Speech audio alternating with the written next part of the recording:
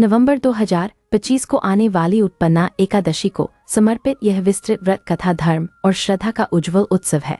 उत्पन्ना एकादशी मार्गशीर्ष कृष्ण पक्ष की एकादशी मानी जाती है और इसे एकादशी देवी के प्राकट्य दिवस के रूप में विशेष प्रतिष्ठा प्राप्त है। इस दिन उपवास जप दान और हरि स्मरण से मनुष्य के समस्त पाप क्षीण होते हैं और जीवन में नई स्फूर्ति और सद्बुद्धि की। उत्पन्ना शब्द का अर्थ है जो जन्म ले चुकी हो या जो प्रकट हुई हो, और इसी एकादशी पर एकादशी देवी का प्राकट्य हुआ माना जाता है। व्रत की मुख्य विधि में प्रातः स्नान के बाद भगवान विष्णु की पूजा, दिया जलाना, तुलसी अर्चन और दिव्य कथा श्रवण शामिल है तथा रात्रि में जागरण या हरिनाम जप करने का विधान भी है। अब प्रथम प्राचीन कथा का स्मरण करते हैं जिसमें भगवान विष्णु की योग निद्रा और दैत्य मुर का प्रसंग आता है। एक समय देवासुर संग्राम के उपरांत भगवान विष्णु बद्रिकाश्रम के समीप हिमशीतल गुफा में योग निद्रा में स्थित थे और वहीं पर दैत्यमुर अपने बल पर चढ़ आया। दैत्यमुर अत्यंत क्रूर था, वह देवताओं को पीड़ा देता और ऋषियों के यज्ञ विध्वंस करता रहता था। और उसे यह समाचार मिला कि भगवान विष्णु विश्राम में है, तो वह अपनी पूरी सेना लेकर पहुंचा। दैत्य ने विविध मायाएं रचकर उस गुहा को घेर लिया और अपनी शक्तियों से देवत्वमी आभा को ढकने का प्रयास किया, परंतु स्वयं भगवान की योग माया के सामने उसकी कोई चाल नहीं चली। तभी उस पवित्र क्षण में भगवान विष्णु के दिव्य तेज से एक अलौकिक शक्ति प्रकट हुई जो एक दिव्य कन्या के रूप में थी और वही आगे चलकर एकादशी देवी कहलाई। उस दिव्य कन्या की आंखों में शौर्य और करुणा का संयुक्त प्रकाश था। उसने दैत्यमुर को युद्ध के लिए ललकारा और आश्चर्य यह कि मुर की माया टूटती चली गई और कुछ ही घड़ी में वह परास्त होकर धराशायी हुआ।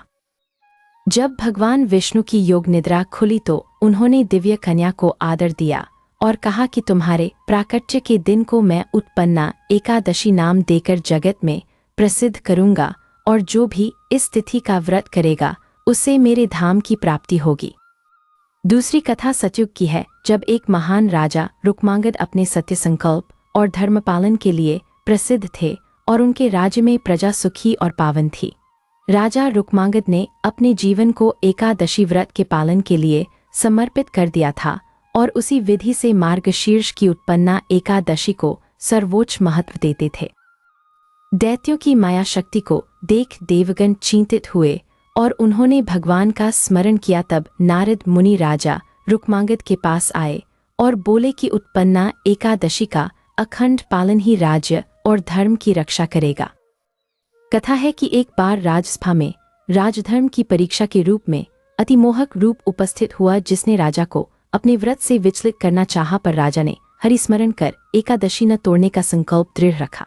वह रात्रि भारी परीक्षा से भरी थी, किंतु राजा ने ध्यान जप और कथा श्रवण में समय बिताया और प्रभात में दान देकर व्रत का पारण किया तो राज्य में संकट टल गया।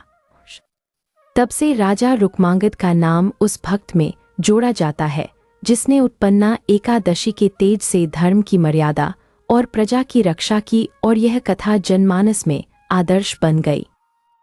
तीसरी कथा प्राचीन समुद्री नगर ताम्रलिप्ति की है, जहां धनपाल नाम का सेठ रहता था जो दानशील तो था पर विलासी, और असंयमी जीवन के कारण उसका धन क्षीण होने लगा था।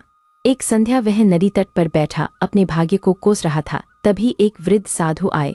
उन्होंने सरल वाणी में कहा कि धन का क्षय हुआ है तो तप की प्राप्ति करो और उत्पन्ना एकादशी का व्रत रखो।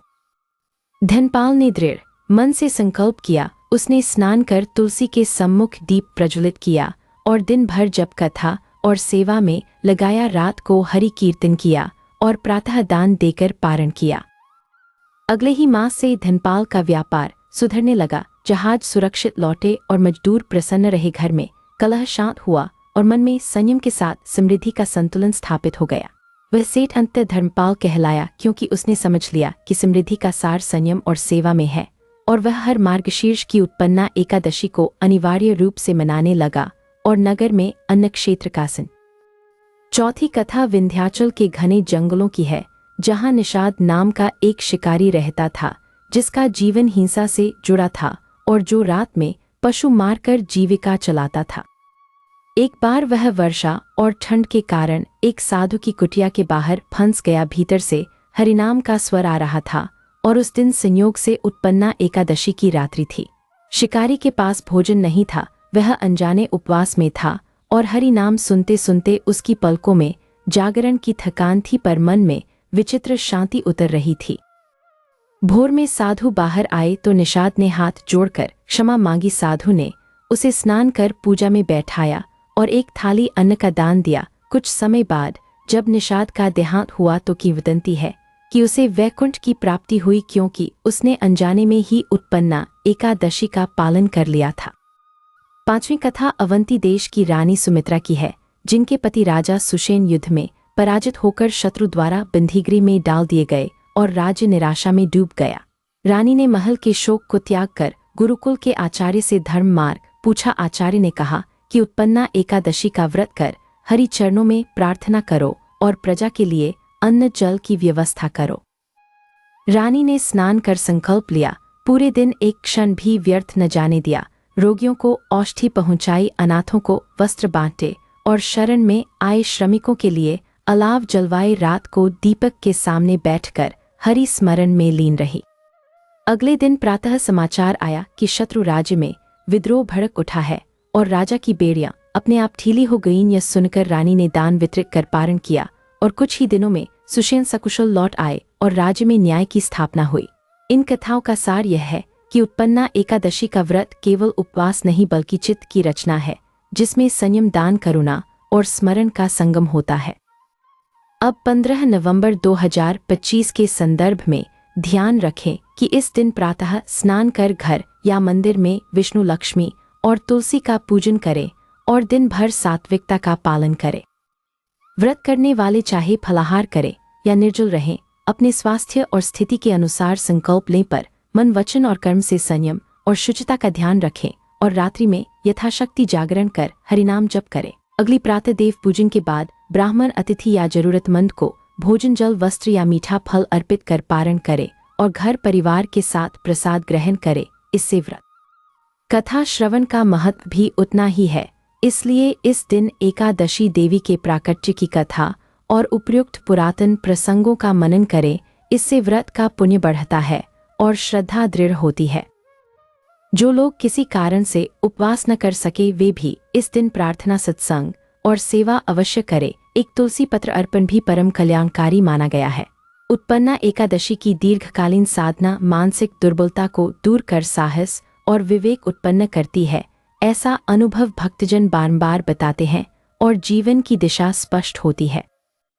राजा रुक्मांगद का धैर्य, धनपाल का परिवर्तन, निषाद की अनजानी साधना और रानी सुमित्रा की करुणा, यह सब संकेत देते हैं कि यह व्रत केवल व्यक्तिगत मोक्ष नहीं बल्कि लोक कल्याण की राह भी दिखाता है। व्रत के दिन क्रोध, असत्य और निंदाभाव से दूर रहना चाहिए। भोजन पकाना हो तो सादगी और पवित्रता का विशेष ध्यान रखना चाहिए और रसोई में तुलसी का पत्ता अवश्य रखना चाहिए। यदि संभव हो तो किसी जलस्रोत की सफाई, वृक्षारोपण, गौसेवा या पक्षियों के लिए अन्न जल की व्यवस्था करें। इससे प्रकृति के प्रति कर्तव्यबोध जागता है और व्रत का स्वरूप व्यापक बनता है। घर में वृद्ध या रोगी हों तो उनकी सेवा को ही सर्वोच्च साधना माने। सेवा ही सच्चा उपवास है और यही एकादशी का संदेश भी है कि अहं का त्याग कर करुणा का विस्तार कर। भक्त परंपरा में यह भी माना गया है कि उत्पन्ना एकादशी से मार्गशीर्ष के शुभ व्रतों का द्वार खुलता है, अतः इस दिन का संकल्प वर्ष भर के सत्कर्मों को दिशा देता है। कथा साहित्य में एकादशी देवी का वर्णन तेजस्विनी, निर्मल और परित्राण देने वाली शक्ति के रूप में मिलता है, जो भय और मोह का नाश कर भक्त के अंतःकरण में ईश्वर का प्रकाश जगाती है। जब मन में संशय उठे तो एक क्षण रुककर हरि का नाम लें और कथा के किसी प्रिय प्रसंग को स्मरण करें, जैसे वह क्षण जब देवी ने दैत्यमुर का संहार किया था और धर्म का ध्वज पुनः आसमान में लहराया था। 15 नवंबर 2025 को आप जब दीप के आगे बैठकर ये कथा पढ़ें तो मन में यही भाव रखें कि आज से भीतर की उदासी, भय और द्वेष का अंत हो और नई चेतना का उदय हो। परिवार में बच्चों को भी कथा सुनाएं, उन्हें सरल भाषा में बताएं कि व्रत का अर्थ भूखे रहना भर नहीं बल्कि अपने स्वभाव को मधुर और अपने कर्मों को उपयोगी बनाना है। कर्मक्षेत्र में सत्यनिष्ठा और समय पालन को व्रत का विस्तार माने। जो मनुष्य अपने कार्य में पवित्रता रखता है वही आध्यात्मिक पथ पर दृढ़ता से बढ़ पाता है। यह अनुभव सभी युगों में सत्य सिद्ध हुआ है। यदि मन में प्रायश्चित की आवश्यकता लगे तो व्रत के दिन क्षमा याचना करें, अपने से छोटे बड़े सभी के प्रति सद्भाव रखें और जिसके साथ मनमुटाव हो उससे मेलमिलाप का प्रयास करें। अंत में यही प्रार्थना करें कि उत्पन्ना एकादशी का पुण्य सभी जीवों के कल्याण में लगे युद्ध और वैमनस्य का क्षय हो और संसार में शांति, सद्भाव और धर्म की वाणी प्रसारित हो। भगवान विष्णु और एकादशी देवी के चरणों में नम्र प्रणाम के साथ इस विस्तृत व्रत कथा का समापन करते हैं। आप सभी के जीवन में यह तिथि उजास और उन्नति की नई राह उत्पन्न करे।